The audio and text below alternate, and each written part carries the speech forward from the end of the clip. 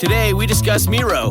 Today, I want to talk about the hellscape that is technical diagramming, right? Everybody's nodding their heads right now, And there is a potential solution that I want to share. There was one name that several people brought up. I did some digging, and it's kind of nuts how much this program Miro has for developers. I have to share this. It could potentially be a game changer for you. So my favorite part about Miro is that half the work is already done. Like right now, typically we spend hours starting diagrams from scratch, gathering information. You get buy-in from every team. That's a lot of work to do. But Miro has a full set of integrations with the tools you're probably already using. And they also offer open APIs and SDKs for custom solutions for all those niche diagramming use cases we have to do, right? So the end result is the same, but it doesn't take forever. It's a massive, massive time saver. I'm transforming basic flowcharts and network architectures, and it all lives in one place. So are you using Miro? Have you used it? I want to hear. That's MIRO.com. Get the home field advantage every time with Fairfield by Marriott, official hotel partner of the NCAA.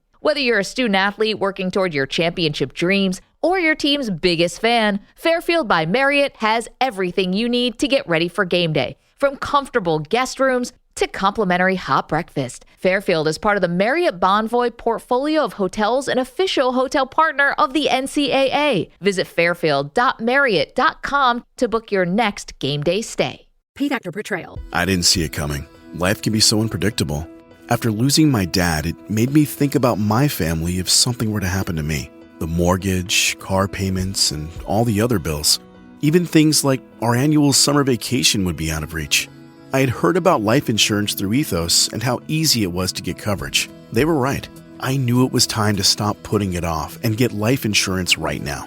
I got on my computer and went to ethoslife.com. In just 10 minutes, I was covered. And boom, family protected. Thanks to Ethos, my family won't have to worry about the bills if the unpredictable happens to me. Ethos, fast and easy online term life insurance. Up to $2 million in coverage with no medical exam. Some policies as low as $1 a day. Answer a few health questions and get your free quote at ethoslife.com/audio. That's ethoslife.com/audio. Welcome into The Verge, a show which covers the Baltimore Orioles minor leagues. The Verge is part of BSL Radio. Baltimore Sports and Life is dedicated to analysis and discussion on the Orioles, Baltimore Ravens, and the University of Maryland. The site has a team of writers providing coverage of those teams and houses live streaming content weekly. Join the conversations at the message board, like BSL on Facebook, and follow BSL on Twitter.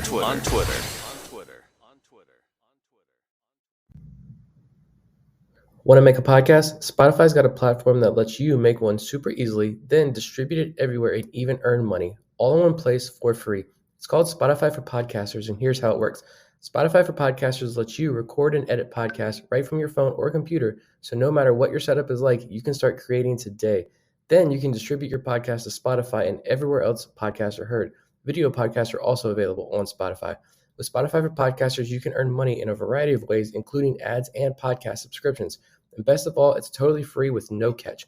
Ever since we discovered Spotify for Podcasters, we feel like having options like video podcasts and Q&A lets us be more creative on another level. I highly recommend you give it a try. Download the Spotify for Podcasters app or go to www.spotify.com/podcasters to get started.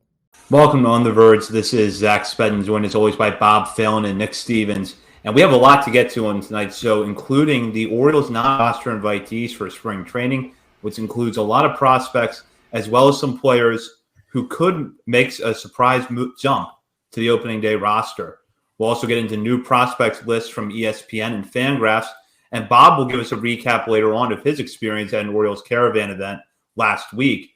But first, as we do at the top of each episode, we want to welcome a new member to our Patreon community, and I'll turn that over to Bob.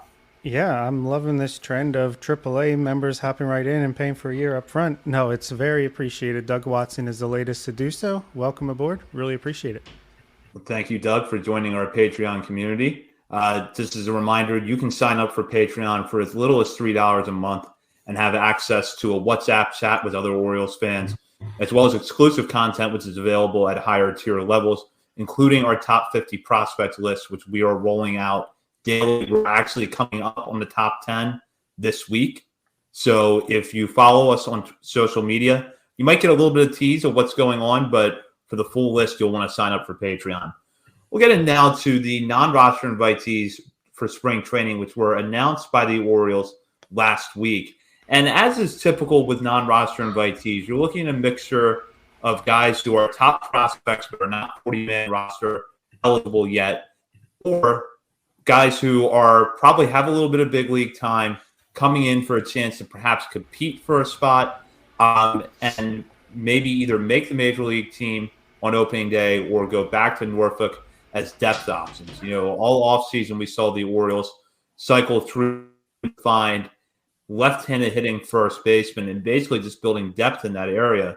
So the result is that Frenzy Cordero, Ryan O'Hearn, and Lewin Diaz are all non-roster invitees this spring. All told, there are 30 players invited by the Orioles to camp, including 11 pitchers, 10 infielders, 4 catchers, and 5 outfielders. I think the big storyline for us, though, at the start is some of the big-name prospects that receive invitations to spring training, including guys who should be in AAA to start the year like Connor Norby and Jordan Westberg, as well as Kobe Mayo and Heston Kjerstad, who should be in Louis' lineup. Also an interesting mix of pitchers with guys like Chris Valmont, Ryan Watson, and Cade Povich, who we're going to be talking about a lot tonight. So, Nick, I'll start with you here.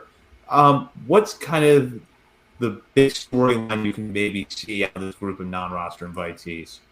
I think just broadly looking at this list, it's really cool to see so many of the top prospects here joining big league camp. I think some are going to be up for a lot longer than others. Obviously, Jordan Westberg is hopefully going to stick around for a while.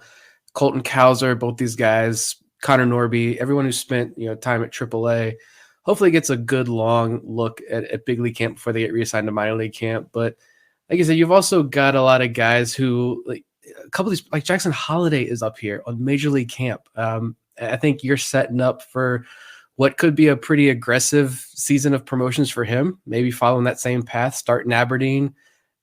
Is ending in Norfolk like crazy? Every national outlet is like touting him as the next top prospect in baseball.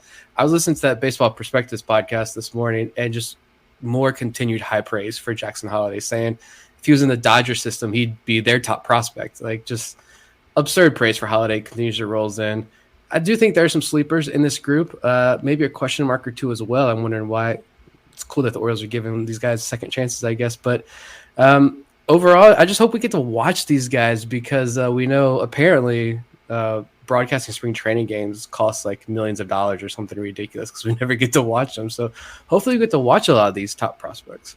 Yeah, I'm glad I'm going to early the first couple games of spring training. Maybe I'll actually get to see some late inning replacements here with these prospect guys as they're still in major league camp. But yeah, I mean, it's an exciting list. I think John Mealy put it really well in his newsletter that, based on coming back from COVID and then the shortened spring training because of the lockout, you didn't get to see a big 70-person spring training, roster like we are now. And it's loaded with either intriguing minor league signings, some major league guys who have seen time in the past in the prospects.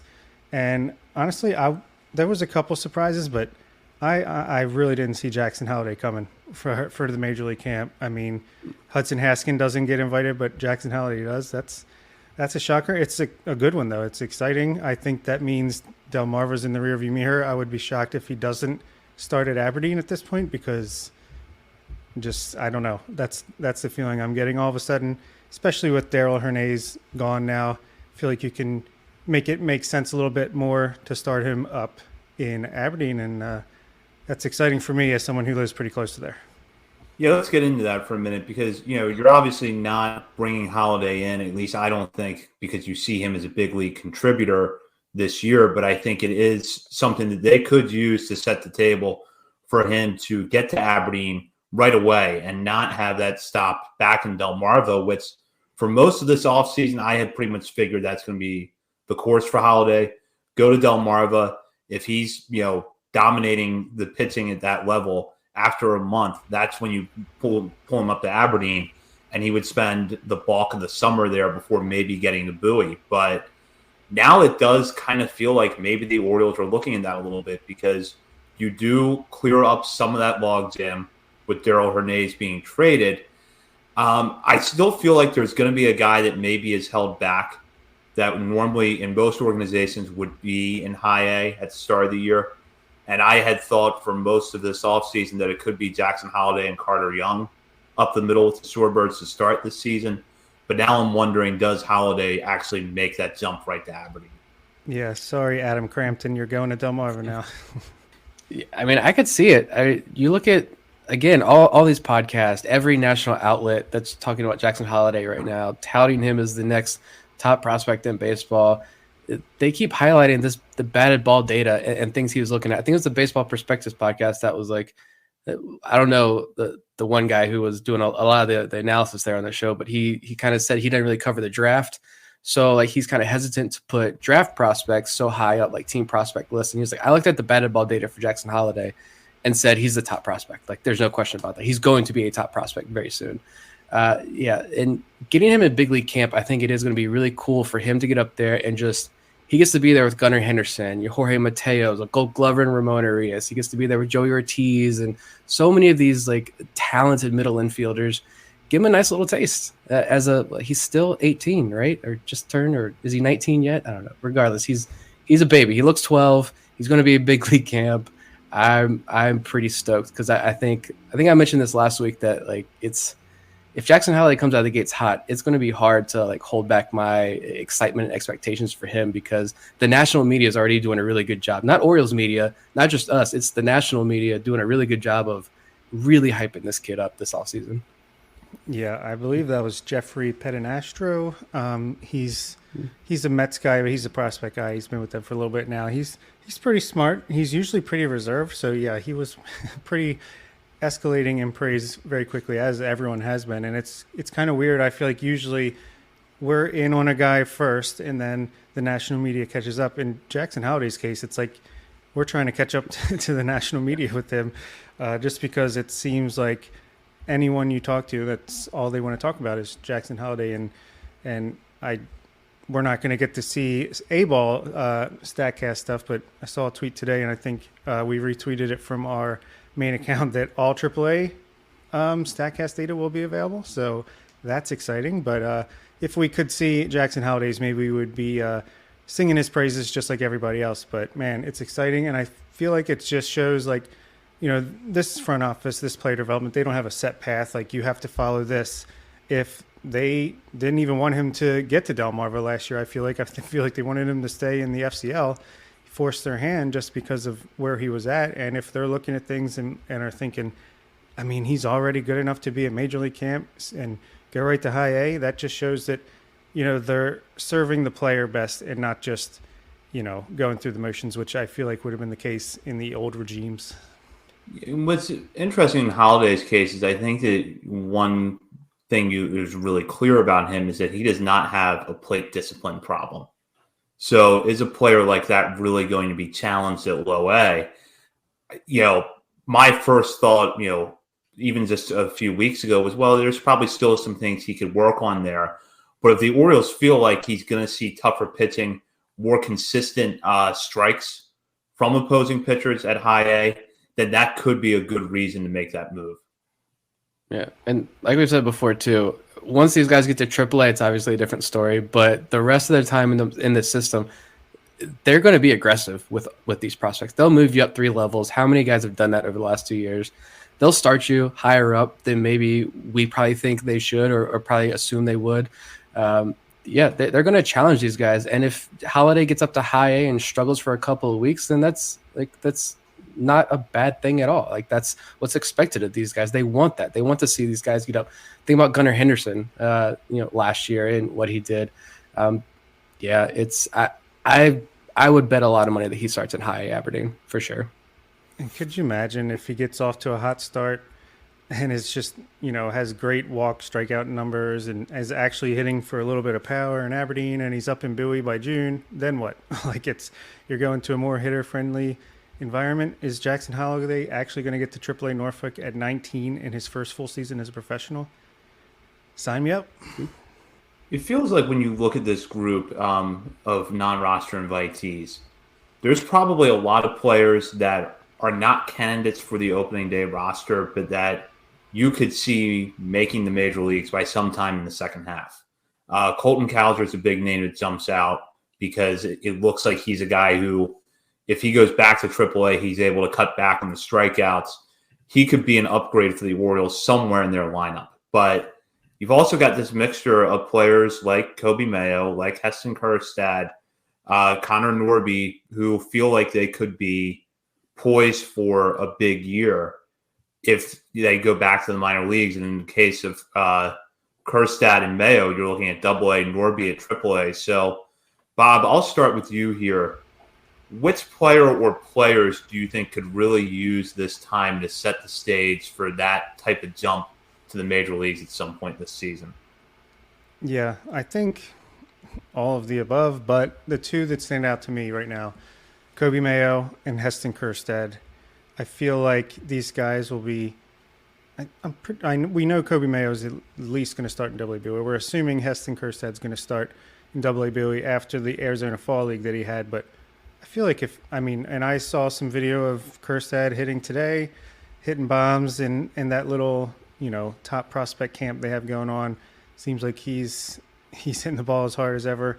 If those guys come out looking impressive and can just do some damage early, even if they're not at Major League Camp for very long, just get that feel, make an impression, just get that confidence going so that they can start off with a strong start in AA. And like we saw with Gunnar last year, they could be making their Major League debuts by September, late August, maybe. I don't know. I mean, it's possible. We heard Mike Elias, and we'll get to this more later, talk about how moving guys around, not because they can't play the position that they've been playing, but because, hey, we want to line these guys up to make a contribution as soon as possible at the Major League level, get their bats in the lineup. So, yeah, for me, it's Mayo and Kjerstad. Impressive starts. Kick things off 2023 could be the years of the 2020 draftees. Yeah, I think looking at the hitters, I feel like we're just been focused on the hitters for right now. It gives good opportunity to segue into Povich later on. But as far as the hitters are concerned, yeah, Cowser and Norby, they're not going to start on the Major League roster, that's for sure. But this is a really good opportunity for them just to be sponges in big league camp. Norby, when he was on with us, talked about that relationship with Terrin Vavra and how much he's learned. And now he's going to be up there with, back with Joey Ortiz again, but with, Jorge Mateo, Ramon Arias, Adam Frazier, a proven veteran who's been doing this for a long time, play second base. Norby's going to be able to learn a lot. Colton Cowser is going to get up there with Santander. And I feel like we're going to talk a lot more about Colton Cowser later on. I got some things. But Cowser's going to get up there and get to learn with Santander, Cedric Mullins, when Mullins is there, when he's not at the World Baseball Classic. These guys have got some proven veterans that they're going to get that taste from, just learn and absorb, I hope. And hopefully they are in the Major League lineup by the end of the year.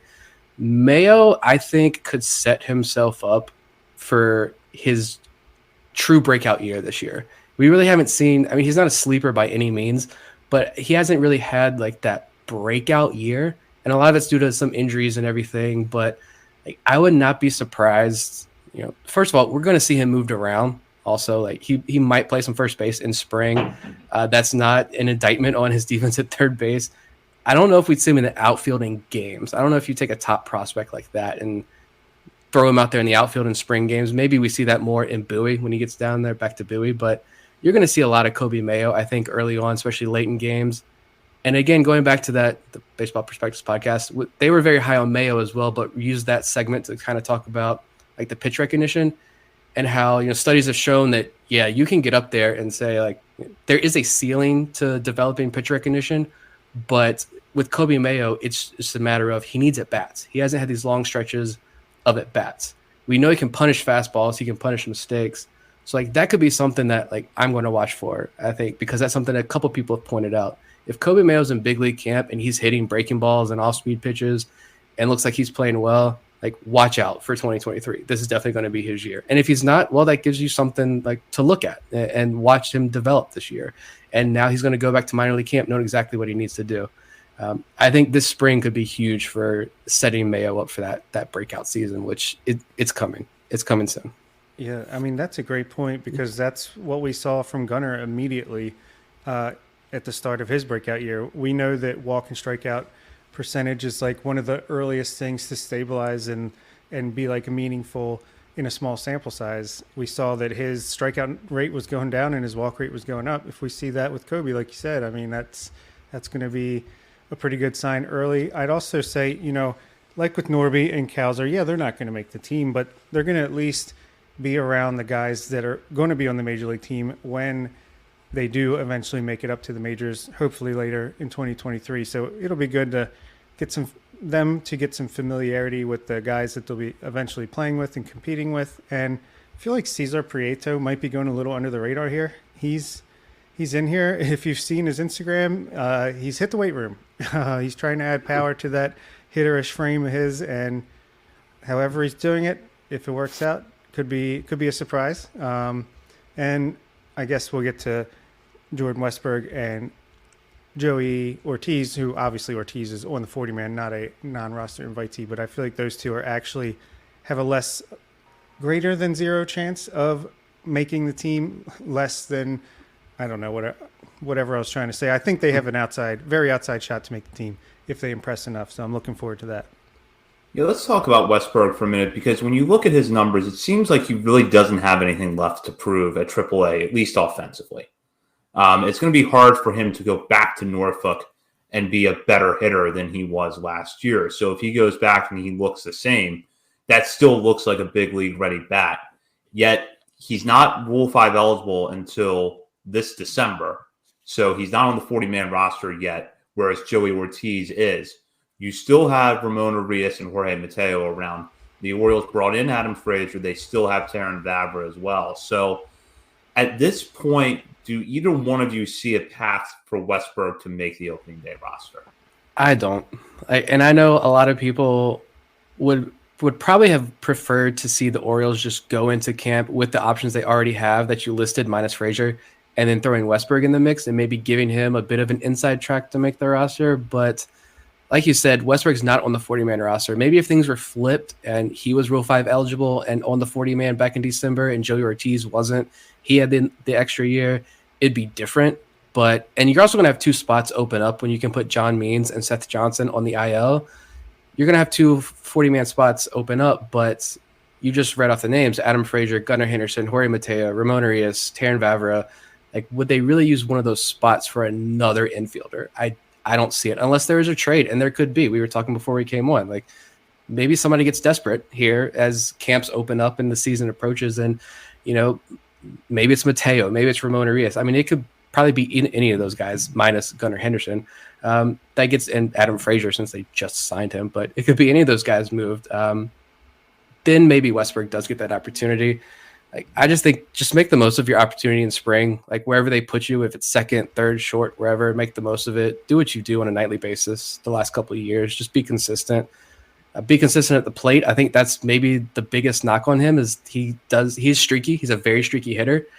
But like, we all know exactly how this is going to play out. He's going to go back to Norfolk. He's going to stay there way longer than he probably needs to be. He's going to continue to show the power. He's going to be less streaky. And just the daily yelling on social media is going to get louder and louder because Jordan Westberg is still in AAA. And I don't know, Adam Frazier is getting all the at-bats. Terran Vavra is still sitting on the bench. I think Jordan Westberg, I was thinking about this earlier today. I think once the season starts, or not too long after the season starts, Jordan Westberg could probably end up being a topic for a full show. Because I think he does make for a very good, like, deep, interesting conversation about who he is as a prospect and where he fits in this organization. But I'd love to see what Astros Twitter was looking like when Kyle Tucker had like back-to-back seasons in AAA, putting up OPS over 1,000 and still not making it full-time to the major leagues. Yeah, that's a good point. I had Westberg making the team before they signed Adam Frazier and before they didn't trade either of Urias or Mateo. So with all those factors, yeah, I had to shift him back to AAA to start the season in my projected roster. But, you know, he's an injury away, a trade away from being right there with the chance to do it. Say Ramon Urias goes down with the minor injury or whatever, and there's an extra spot available on the opening day roster, I feel like he could easily take that spot, especially if he's playing well in camp. But I think he'll be in Major League camp pretty close to the wire. I think they're going to give him a really long run, give him every chance in the world to just show him what he's got.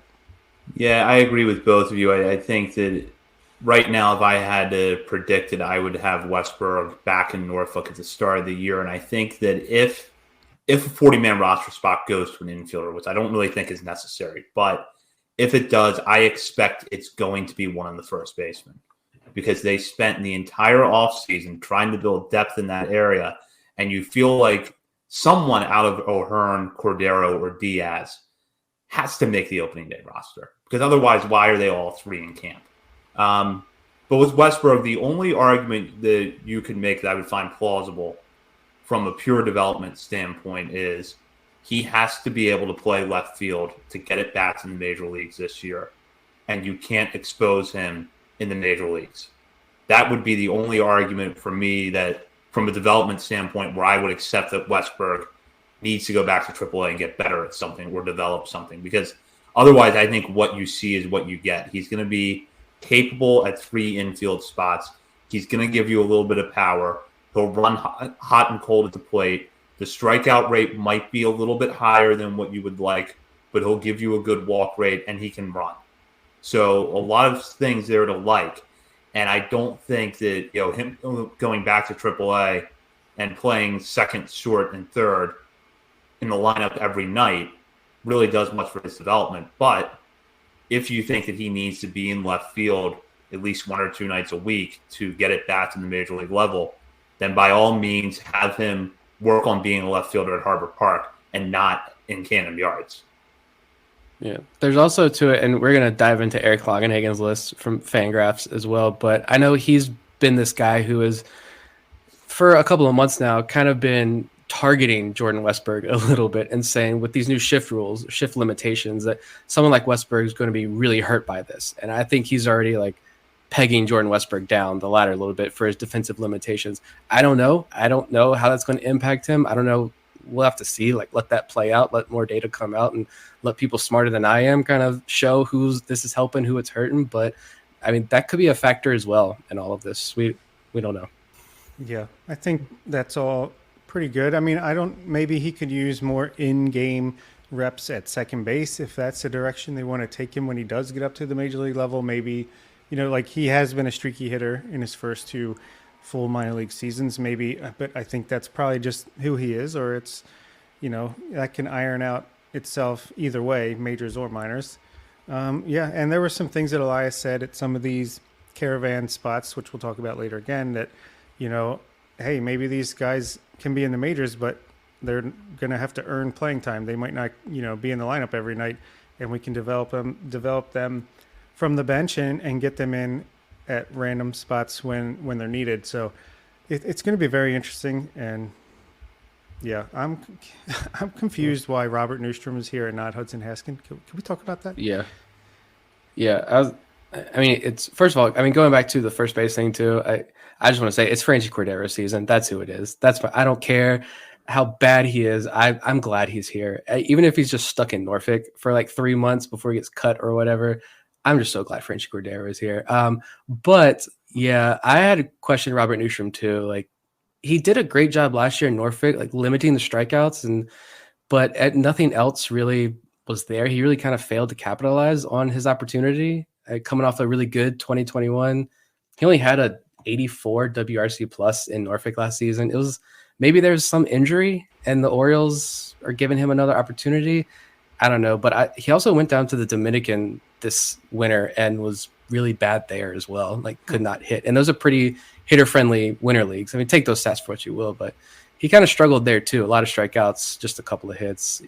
Yeah, I would have liked to see a prospect like Hudson Haskin since he's so close and should start the year in AAA. But yeah, I guess the Orioles still see something and maybe want to give him one last shot. Yeah, I don't really understand the omission of Haskin either. I know that when you look in that spot, there's probably some redundancy because on the 40-man roster, you have Cedric Mullins and Ryan Mountcastle. You also have Daz Cameron, a former top prospect in camp.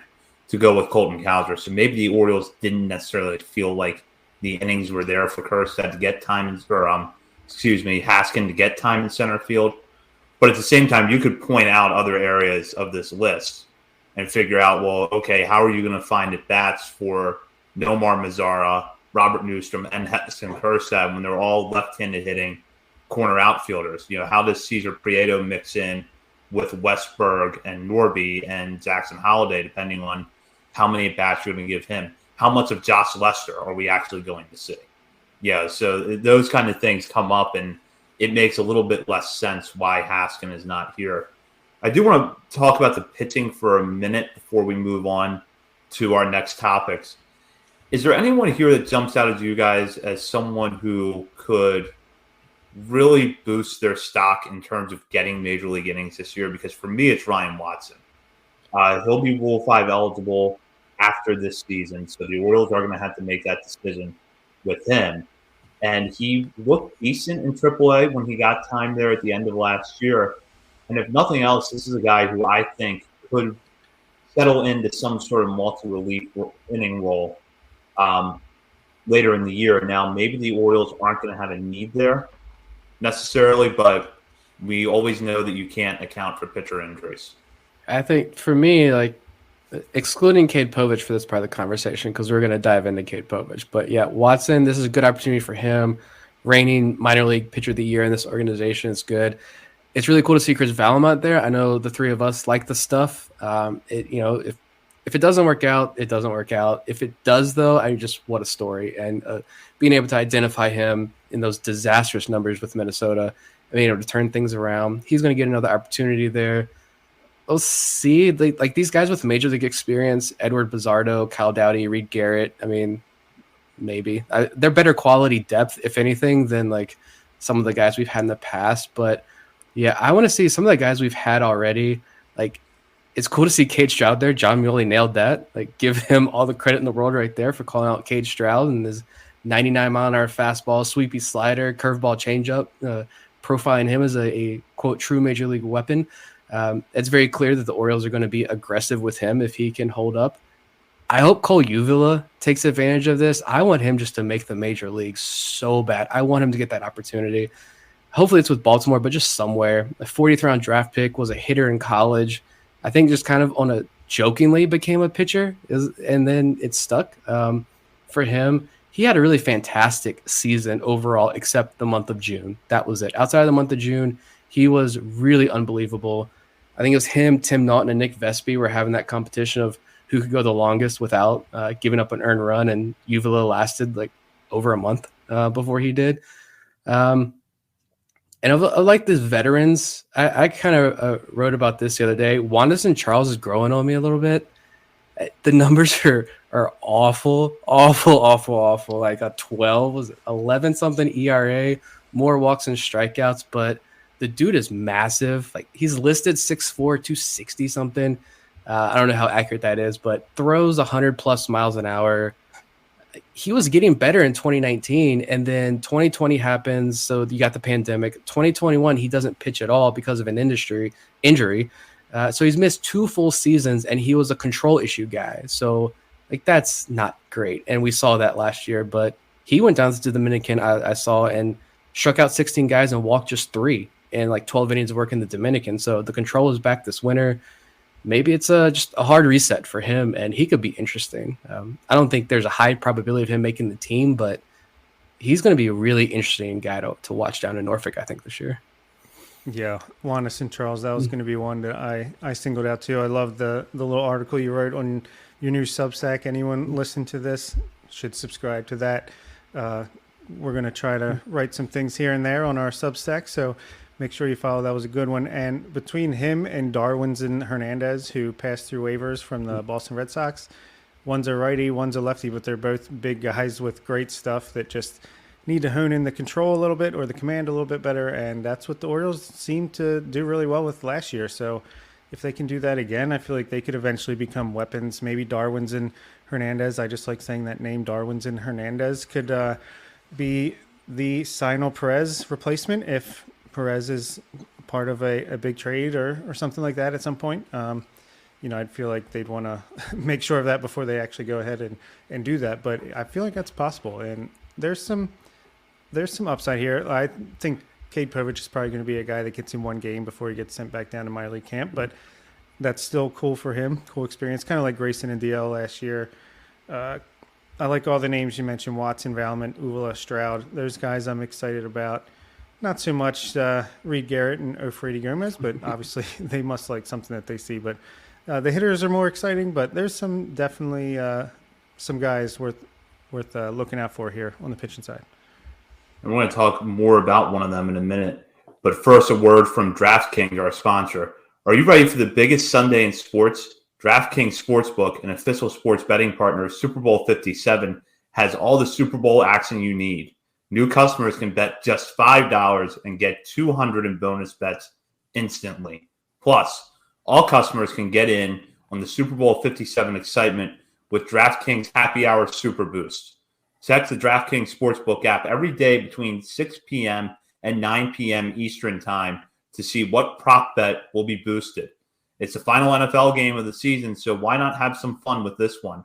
Right now in DraftKings Sportsbook, any non-QB to throw a touchdown pass is currently listed at plus 2,200 odds. With Patrick Mahomes and Andy Reid back in the Super Bowl, never count out some trickery that could turn your $10 bet into a $230 win. Download the DraftKings Sportsbook app and use code ONTheVerge. New customers can bet $5 on Super Bowl 57 and get $200 in bonus bets instantly. Only at DraftKings Sportsbook with code ONTheVerge. Minimum age and eligibility restrictions apply. See show notes for details.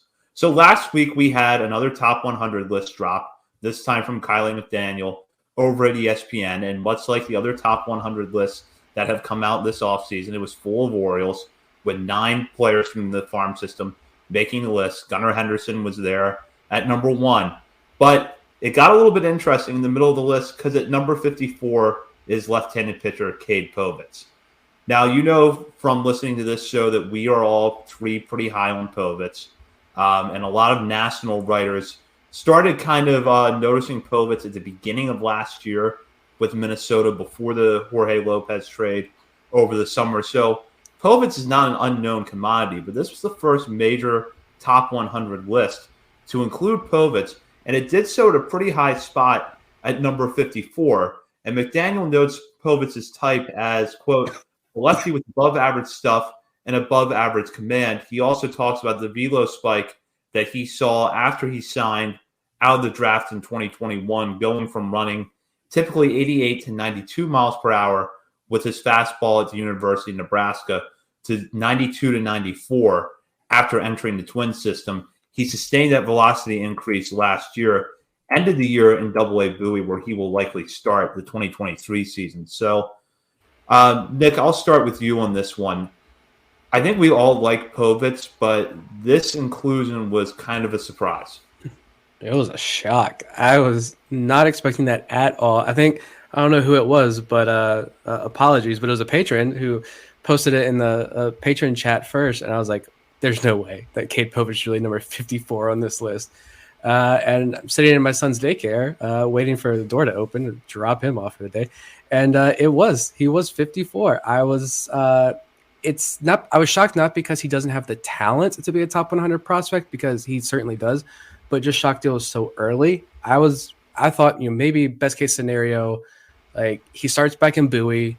We see some like legit notable changes in something, the tweaks the Orioles make with him. And then maybe someone from a national outlet is at a game. He has a good game. There starts to be some chatter. There's an article or two. And then like mid-season updates, right? You see Povich, maybe not even the top 100 yet at that point, but Baseball America, top 10 guys who, popped this year, just missed our top 100 list. And Povich is there. I could have seen that, but I love it. Shout out to Kiley McDaniel for being bold, having a hardcore take, and it's backed up with data and observations and conversations. I mean, Kiley McDaniel is not Joe Blow on Twitter. Like this is one of the more respected guys in this industry. So it's really cool to see him take that kind of stance with someone like Povich. Yeah, I pretty much agree. At first, I was shocked Then the more I thought about it, I was still surprised. But the fact that anyone did it was Kiley. I was not as surprised because I think it was the mid-season update ESPN did last year that he mentioned Cade Povich as someone that was on the out, like just missed the top 100 then, and it was kind of surprising then. So I guess he must have just continued to hear more and more good things about him, and I guess, hey, maybe there's a reason that Michael Eisen Company targeted him in that trade. I think he would be the Twins' top prospect. I think there was no other Twins prospect that was higher than him on the top 100, so that's pretty crazy. But like Nick said, I assumed maybe this was something Povich, and maybe with other lists he will, that Povich by midseason could end up popping on like the back end of a top 100 here and there. But to see him just show up right at almost a top 50 prospect for this, ho-hum left-handed pitcher that we just traded for at the trade deadline last year, it was very cool to see. And what is it, 11 or 12 different Orioles prospects landed on top 100 lists over the past couple of weeks. Pretty impressive. And maybe the most mind-blowing thing was that Matt Eady did an article today about how, what's next, Orioles fans? You have all these players in on our top 100, and what does that mean? And he went back to 1990, and based on the value of where the players landed on the top 100, the Orioles had the fourth best collection of prospects in their history since 1990, and usually means good things moving forward. And this is with Adley Rutschman graduating as the number one very recently as well. So yeah, things are looking good here in Birdland. You wouldn't know it by reading Twitter, but that Jorge Lopez trade sucked. Okay. I thought that Povich was going to be one of those guys that, kind of like you both mentioned, where it was going to take a little while for people to catch up. He would have to get off to a good start at Bowie, have a good outing in front of a national writer or two, and then slowly people would start to come around. It's not that I think anybody has really underestimated Povich to this point. I think that most of the reports that are out there from him from the national outlets are generally accurate. It's just that Kiley McDaniel, I think, is looking at Cade Povich, and he sees a starter. And not only does he see a starter, he sees a guy who has the mix to be a pretty reliable mid-rotation guy who could eat innings for you. And that's not that easy to develop. If it was easy to develop, you wouldn't have these kind of pitchers in demand every offseason in free agency. So if the Orioles can do that with Povich and possibly do it as early as the start of next season or maybe even late this year, that's going to be a big player development success story with an assist from the Twins. But the Orioles will have been the ones to get Povich into that next gear. I feel like it was even mentioned, maybe it was by Kiley or by someone else, that as soon as the end of 2023, he could be a major league starter. So, man, that would be something else right there. And I don't know where it's going to fit in, but it could happen, I guess. Yeah. I mean, he's a lefty, beautiful mechanics. I love watching him pitch. I can't remember exactly where I read this. I don't think it was on the FanGraphs list or where it was, but like he really looks up to Clayton Kershaw, and he tries to model his curveball after Clayton Kershaw's curveball, which, I mean, that's a decent pitch. But he's got 4 above average pitches, and I would have said this 6 months ago, that he's got the highest ceiling in this organization from the pitching side of things, not named Grayson Rodriguez or DL Hall. Like, if you want to say Seth Johnson, I'd buy that. If you wanted to say Carter Baumler when he was healthy, I'd probably buy that as well. But he's got that's a whole other topic. But I'd say Cade Povich probably has the highest ceiling outside of Grayson Rodriguez and DL Hall. And like, you look at some of the numbers with the Twins, he had a 32% strikeout rate and a sub 8% walk rate. Good ground ball numbers, increased velo. Like, he was having a really good year with Minnesota, dominated in Aberdeen, gets moved up to Bowie, and I think people just do his ERA. I don't care about his ERA and Bowie. Like, he got traded, 3/4 of the way, probably a little bit more through the season. And the Orioles said, just keep doing you. Like, we've mentioned that a couple of times already, that the Orioles didn't really change the mechanics or anything yet. So he's had this full off season where he's been able to have those conversations with, I'm sure, like some of the pitching coaches down in the minor leagues and analysts, your Mitch Plasmeyers, maybe Chris Holt gets involved. I don't know how much he gets involved with the prospects, but he's got a lot of these interactions, I'm sure, with the Orioles analysts and player development. They've got a full-fledged plan in place for him. Now he can start fresh in 2023 with Bowie, work his way up from there.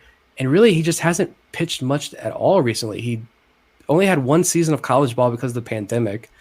Gets traded midseason last year. So I think, going to Bowie and pitching every 5-6 days is going to be really good for him.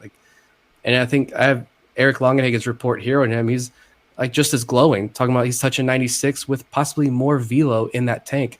And he refers to Povich, because he hasn't really pitched that much up to this point, possibly a late bloomer who really pops and gives him a 60 future value grade command. I mean, you got 4 above average pitches that you can command that well. You got a future here. I even feel like his Twitter presence, his own tweets have been "I'm coming, world, watch out." He's just being very cryptic. Here's how you're going to increase your velo, guys. It's not about gaining weight. And I don't know. It's been really cool to see the confidence. It kind of goes through there. But the fact that the Orioles had a 30-minute conversation, welcome to the Orioles, with Cole Irvin about what they're going to do and all that. I think they had something planned for Cade Povich, and it seems like it's working based on the grapevine. Yeah, and just to underscore what Nick mentioned about Povich's experience, only 21 in the third innings pitched before the 2020 college season came to a halt because of the pandemic. He did pitch in the Coastal Plain League that summer, but still only 26 in the third innings. He then followed it up with 91 innings between Nebraska and the Twins system in 2021 before the big jump to 114 last year. So we've seen him really pick up the workload over the last 3 years. And, now it's going to be a matter of seeing, is there more in the tank there? And I have to think at this point there could be, just because he is raw, but he has come so far just since the start of the 2021 season. What if there is more velo there, right? And you get better command or better, shape, whatever it is, you hone in your entire repertoire. What if there is a couple more ticks, the velo across the board or whatever, left-handed side, touching 96, 97, 98 miles an hour. If this is another DL Hall with maybe not as elite pitches as DL Hall, but maybe just a tick below in every category, but with twice as better command, 3 times as better command. If that's Cade Povich, that's a fantastic pitcher. That's why he's 54 on this list, if you're looking at that kind of potential. I was going to say, people ask, what if DL Hall had plus command? Well, look at Cade Povich. No, I doubt that he'll ever have that great of stuff. But like you said, command can really offset.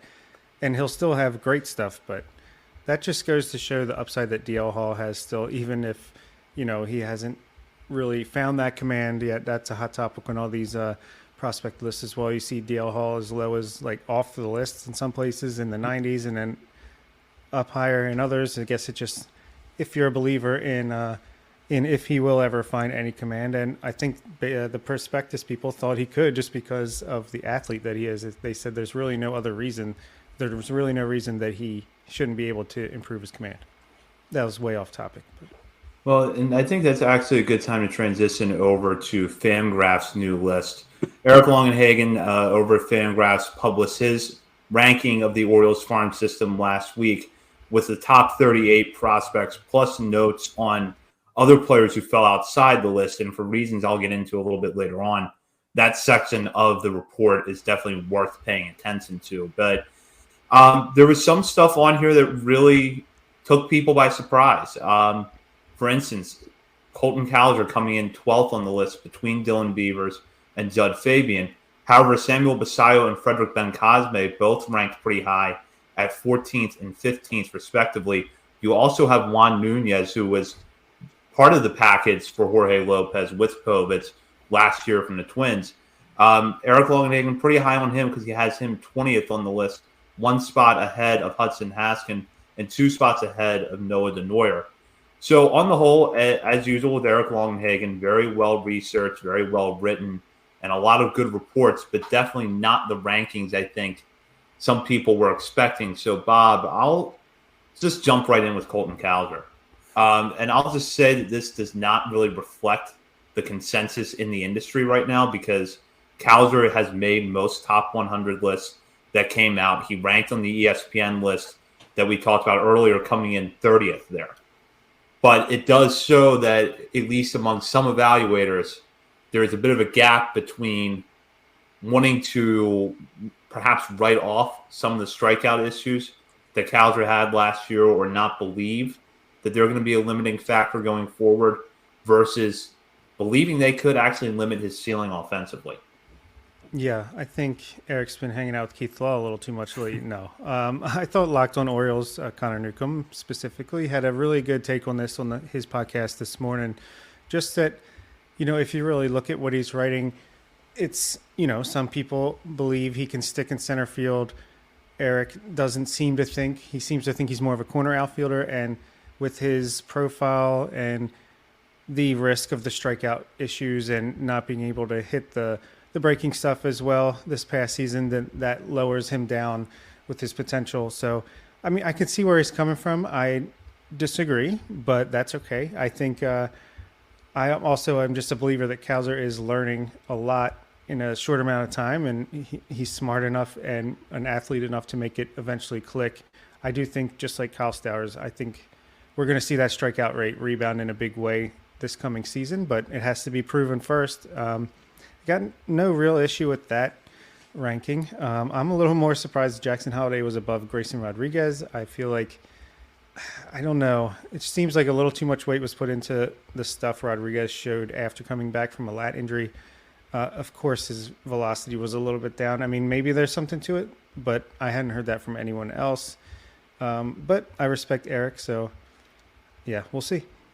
Yeah, that was my biggest issue with that was, the heavy reliance on post-injury data there with Grayson Rodriguez, which, he's not getting called up last year, so he's not going 100% when he returned from that injury. So, yeah, the stuff's not going to play up as well. But with Colton Cowser, I don't have an issue with him being 12th either, just because Colton Cowser, and we've mentioned this since he was drafted, is the ceiling incredibly high?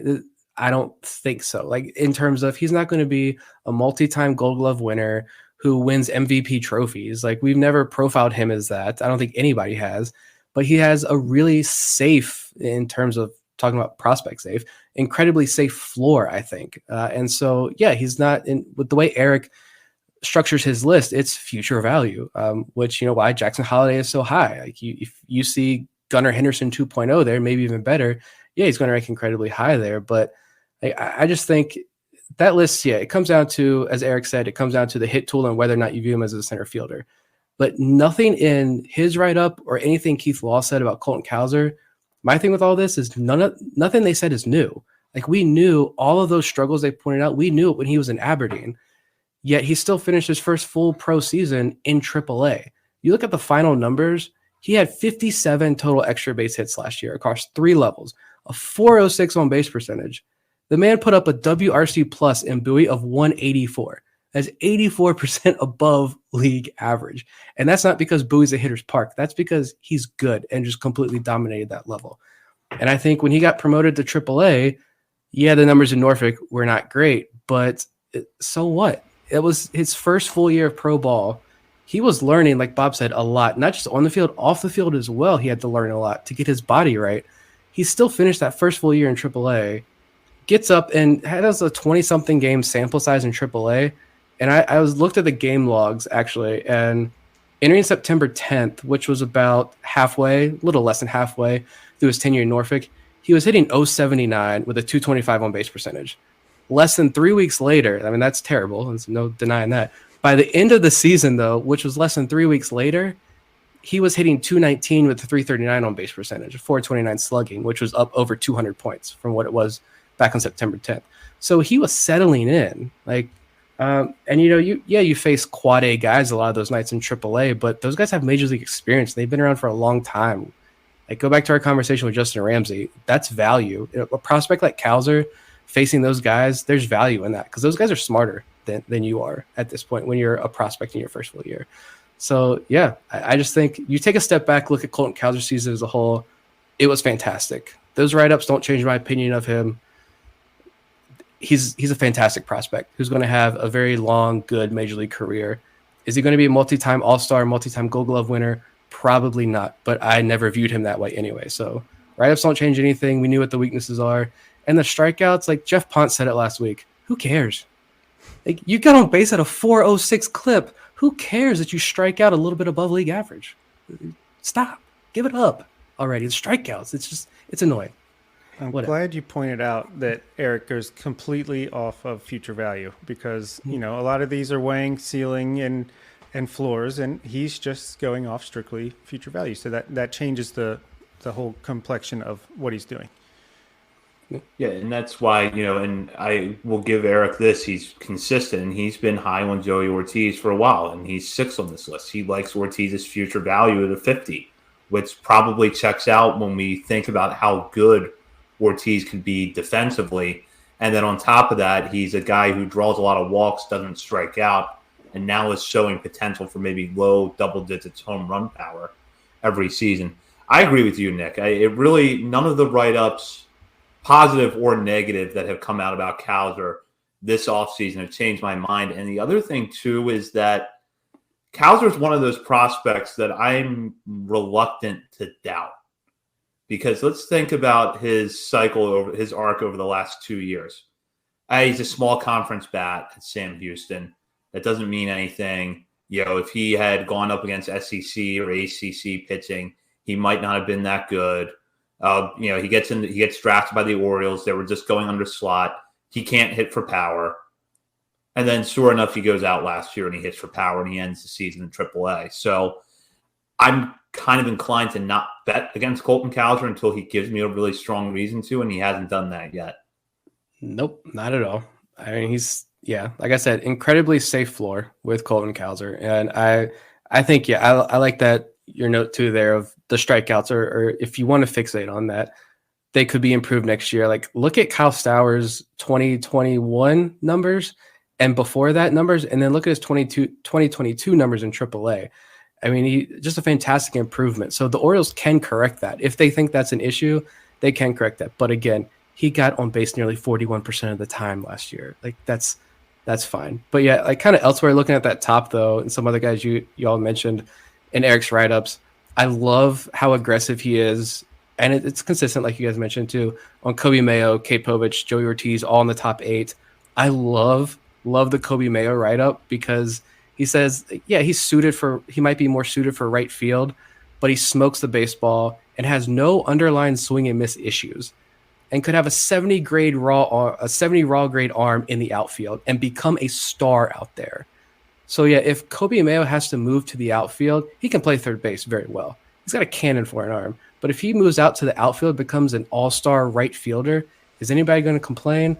No, I don't think he would either. And with Joey Ortiz, there's an interesting note there. Ortiz had an 89% Z contact rate, which is contact on pitches inside the strike zone. He would have ranked 10 in the top 10 among major league shortstops. And then with Connor Norby, he talked about how, Connor Norby, the changes he made, the mechanical changes he made in his swing, Eric believes that Connor Norby truly is a 25-plus home run guy in the major leagues. Like, those 3 guys, like, that's huge. Those are huge compliments and huge numbers for them. And I'd like to point out that Samuel Basayo did not make the list last year of top 45. This year, he's number 14. So clearly, whatever was the bugaboo that kept him from putting him on that list last year, that hurdle got cleared. And now he sees the potential there, as we all do, I think. But the Ben Cosme at 15 might even be more exciting just because, I don't know, it just feels like that international presence between those two is really going to take off this year. And that's exciting. And if just look at Fregendary's Twitter and Instagram, you're going to see him adding some muscle, just smacking the ball around. I'm so excited to watch him play this year. Yeah. Go ahead, Nick. I was going to say that was my other big takeaway from this list was the international guys just as a whole. It really backs up that they're coming comment about the younger international players in the system. Basayo and Ben Cosme back-to-back at 14 and 15 is phenomenal, considering no one knew who Frederick Ben Cosme was a year ago. We barely knew. We knew he could bunt. That was about it, right? Just glowing report on Basayo. I don't have the article up anymore. Some like Paul Bunyan references or something, just ridiculous because he's a mammoth of a human being, but he could likely stick at catcher too. Like that's the mind blowing part of all of this. A lot of these national reports, they're not just instantly writing him off as a first baseman or DH type. They're saying he could stick at catcher. And I think at the very end of the article, Logenhagen notes that by the end of the year, Basayo and Ben Cosme could be in the 5 to 10 range, which, I mean, shout out to John Muley, who had that first with the Basayo being a top 5 prospect, but credit where credit is due. But Muley's not the only one. Leandro Arias, he still had pretty high at 17 and said, yeah, the numbers were bad in the DSL, which they weren't great, but the batted ball data was really phenomenal. And we've heard that as well. So yeah, he's still up there. Juan Nunez at 20. The Jorge Lopez trade was fantastic, and you can disagree, but you're going to be wrong there. Just so much optimism about these guys from a national perspective that it's crazy to see how quickly Kobe Perez and his staff have taken no international presence to what percentage of your top 10 is going to be international guys in a year and a half. Yeah, and I'd like to point out that when he said they could be top 5 to 10 prospects, it wasn't because of graduations ahead of them. He specifically noted that they would deserve to be there. It would be because of their progress, not just because the system got thinner. One thing that jumped out at me on Eric's list was way down his write-up about Xavier Moore. And Moore is a guy that I've liked for a while. And when I was actually putting together my story for Baltimore Sports and Life back in the fall about the Rule 5 draft, I thought about profiling more extensively than I did, but ultimately backed off because he does have issues with walks and he doesn't have a lot of high-level experience in the minor leagues. But you read the write-up on his stuff, sits 93, 94, curveball, vertically divergent movement from his fastball, changeup that runs away from left-handed hitters. There's a lot of stuff there to like with Xavier Moore. So that's a guy that I'm definitely going to be watching closely this year. And always scroll down to the other prospects of note section because good or bad, you're going to learn something about a player there. And usually if there's a player who will rise towards the pack and move up into top 30 consideration, chances are they're in that section of the list. That could be where your breakout is. And I'm watching out for Daniel Lloyd. That's another reliever with good stuff. Eric has him covered here and notes that he has plus breaking ball spin rates and can sit in the low 90s. So I actually, a few months ago, I believe it was with Jake Rill at MLB.com, Matt Blood name-checked Daniel Lloyd as a guy to watch. And I remember seeing that and screenshotting it, sending it to Nick and Bob and saying, this is interesting. It's not every day that Matt Blood mentions somebody like this. And usually when he does, they follow suit with a big year. So more positive reinforcement for Daniel Lloyd here. Yeah, I like that. And let's ignore the travesty that is putting Gene Pinto all the way down at 36 and be optimistic with I learned a new player in the Orioles organization, Yeiber Cartaya. Seems like he sits 93, 95 at 20 years old with very little control, but if he could harness it, sounds good to me. And I really like the youngsters with Helium section, which was exclusively international guys. Anderson De Los Santos, who we know a lot about, Steven Acevedo, Braylon Tavera, Isaac Bologna, Ellis Cuevas, and Alfredo Velasquez. So looking forward to see what they can do this year too. Yeah, that's an interesting section because I feel like Steven Acevedo should be like 29, 30 years old at this point. I don't really know. I feel like he had a lot of opportunity in Delmarva last year and couldn't take advantage of it. And they kept sending him back to Sarasota. But it's interesting that he's so low on Braylon Tavera again. Tavera didn't crack the top. I don't forget how many prospects he ranked last year, but Tavera wasn't on that list. He's not on the top 38 this year. He's like, this isn't even alphabetical order, so I don't know how he ranked these or if they're like ranked or anything, but he's the last name on that list in that section. So that's interesting.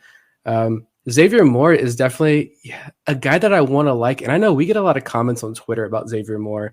I don't think we've ever highlighted him like on Twitter or this show, but the man pitched 33 innings last year in Aberdeen and had a 1.36 ERA with 58 strikeouts and just 15 walks and a 157 average against. So yeah, Silly good. numbers. Yeah, good call there on Moore. Definitely going to pay more attention to him next year. My only other gripe with this, we're talking about those extra names at the bottom, is the section of names who've had a rough go. Yaki Rivera. Remember the name Yaki Rivera. I love him. Sam Jelinek had high praise for him. He did have some ups and downs last year, but I think the man is, I don't want to say a bulldog because he's tiny. He's a tiny bulldog, but I think Yaki Rivera is going to make some noise next year. He's got some Yaki stuff. He can strike those hitters out. Terrible. I'm glad you mentioned that, Nick, because Rivera, you can argue, was actually ahead of schedule last year, getting to Delmarva for as long as he did, 16 games, 35 innings pitched. He didn't turn 19 until July, and before that, over the last 2 years, had just combined 14 innings in the Florida Complex League before making that jump to low A. So, there were definitely some ups and downs, and there were some pretty ugly numbers, an ERA of over 6, but strong strikeout numbers for a guy who, again, pitched much of last year at 18 years old and could go back to Delmarva next year. And I think with more consistency, that's a guy that we're talking about a lot more because he would be a 20-year-old possibly at Aberdeen. I'm just interested to see from a national perspective where these international guys, and Basayo and Ben Cosme are getting that love now, but I just feel like how many of these national guys are still not like fully paying attention to the international side of what's in the Orioles farm system because they say, well, it's only been a couple of years. There's no way they've gotten great talent yet. How much are they really watching, paying attention to those guys yet? And I'm curious to see like how many guys really start to pop and what percentage of top 30 lists are going to be made up of these international guys in 2 years. I hope it's a surprising amount, but I think that's something that I'm going to watch for, especially this year, because we're going to see a lot more of those recent draft or signing classes in Delmarva and in the FCL. I'm really anxious to see what they look like this year, because I think that could be an overlooked and not talked about section of the system. So we'll wrap up here with a quick recap of the Orioles caravan events that took place over last week and into the weekend. I was not able to make it out to one, but followed along on social media with the Orioles post, and it looks like it was a good experience pretty much everywhere that they went. Bob, however, did make it out, not too far from his house. There was an event, and there in your On the Verge shirt, which, first of all, good product placement. Had to do it. Apparently recognized by Mike Elias. Yeah, I got up to the mic, said I was the first person to ask a question. Hey, Mike, it's Bob. I didn't say from On the Verge. He said, hey, I know you. I was like, hey, come back on the show then if you know me so much. So how else? What was kind of insight did you get from the event? Yeah, it was pretty cool. It was more just a fun thing for the fans. There wasn't a ton to sink your teeth into, but it was just cool to be that close to a Q&A. It felt a little fan festy with Brett Hollander there emceeing the event. My question was, how are you going to balance trying to win games at the major league level and be competitive versus bringing all these talented prospects up, giving them the playing time that they'll need to develop at the major league level? And he basically said, look, winning comes first. The rebuild is no longer what we're focusing on. And, winning comes first. That might come at the detriment of the prospects, at least in the short term. But, he said you could see guys stay in AAA longer than you might expect. Again, Kyle Tucker, Astros is what my mind goes to. And he said, you might, even if they come up, they might not get the playing time that, typically you'd want to see to continue their development. They could be part-time players, bench players, role players for the time being. And, and then Brandon Hyde chimed in and said these things have a way of working themselves out, whether through injury, trades, just someone breaking out in a performance that can be not ignored any longer.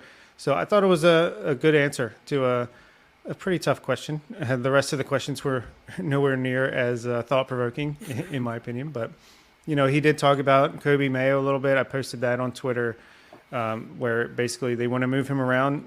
And like I mentioned earlier, not because they don't think he can play third base, but there's a lot of infield prospects, and he's got a potentially special bat that seemed to think he seemed to think could actually force its way, kind of like Gunnar Henderson, towards the major leagues even as soon as this year. So get him some experience all around the diamond so that when and if he comes up to get that bat in the lineup, he can play multiple positions. And he seemed to say like that is the case with a lot of these guys, like Joey Ortiz. He can play multiple positions. They want to get these guys able to move around a lot. We learned what Taron Vavers learned in first base. Not your prototypical first baseman, but hey, whatever gets that bat in the lineup. He also talked about Grayson Rodriguez. Sounds like he's easily a favorite to make a rotation spot happen for him as long as he's healthy and performing the way we know he can. He should be in that starting rotation, hopefully for the home opener. That would be pretty cool. Yeah, not a ton else. Doesn't sound like we're in the Trevor Bauer sweepstakes, which is not a sweepstakes, but who's going to be stupid enough to do it. It doesn't sound like the Orioles are going to be, even though they basically no commented it. It was more like a no comment. But yeah, not a ton else other than that. But it was a good time. It was cool to go there. I was surprised how little people were there. I think maybe just the timing and the weather, but nevertheless, it was cool. I get the vibe that it started with your question apparently, and the rest of these caravan events that a lot of the comments from Elias and everybody else, I think he even straight up said like the rebuild is over, right? We're entering this new phase.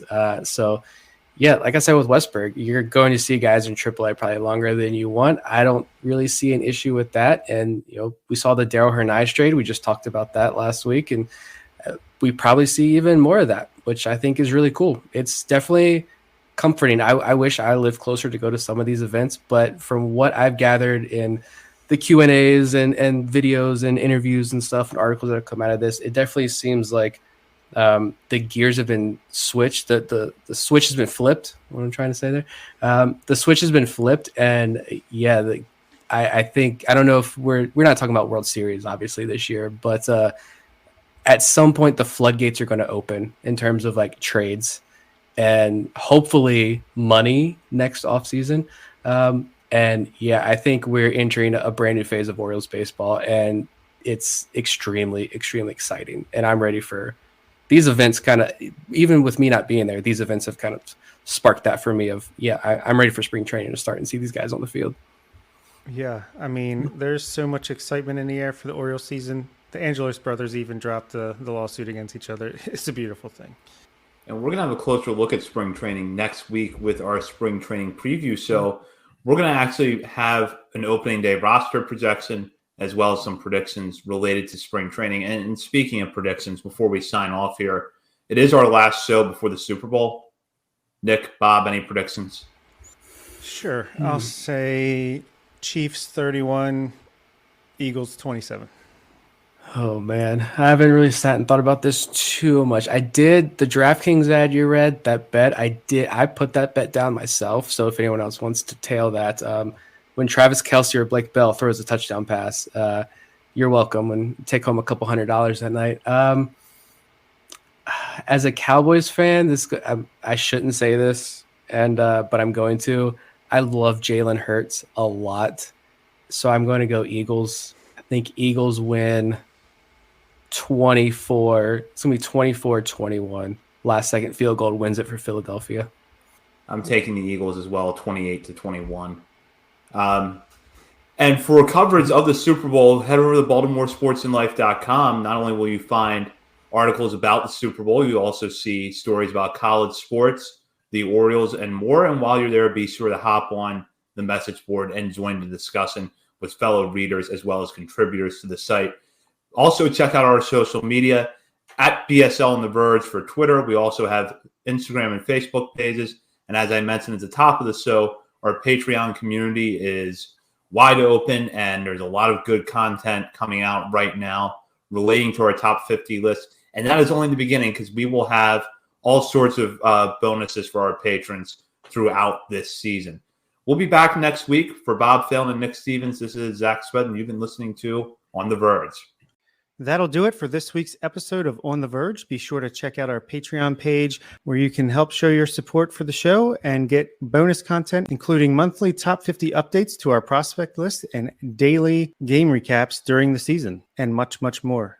¿Te preocupas por tu familia? Entonces, ¿por qué darles solo huevos ordinarios cuando pueden disfrutar de lo mejor? Eggland's Best, los únicos huevos con ese delicioso sabor fresco de granja, además de la mejor nutrición, como 6 veces más vitamina D, 10 veces más vitamina E y 25% menos de grasa saturada que los huevos regulares, además de muchos otros nutrientes importantes. Así que, dales los mejores huevos. Eggland's Best, mejor sabor, mejor nutrición, mejores huevos.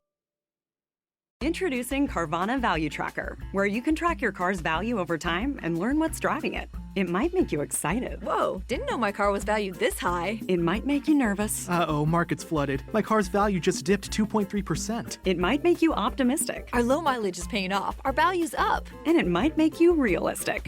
Car prices haven't gone up in a couple weeks. Maybe it's time to sell. But it will definitely make you an expert on your car's value. Carvana Value Tracker. Visit Carvana.com to start tracking your car's value today. Okay, here's how Miro works. See, it's amazing. What's everyone doing at David's desk? Ever since marketing started using Miro's collaborative online whiteboard, he thinks all our other teams should sign up. Why?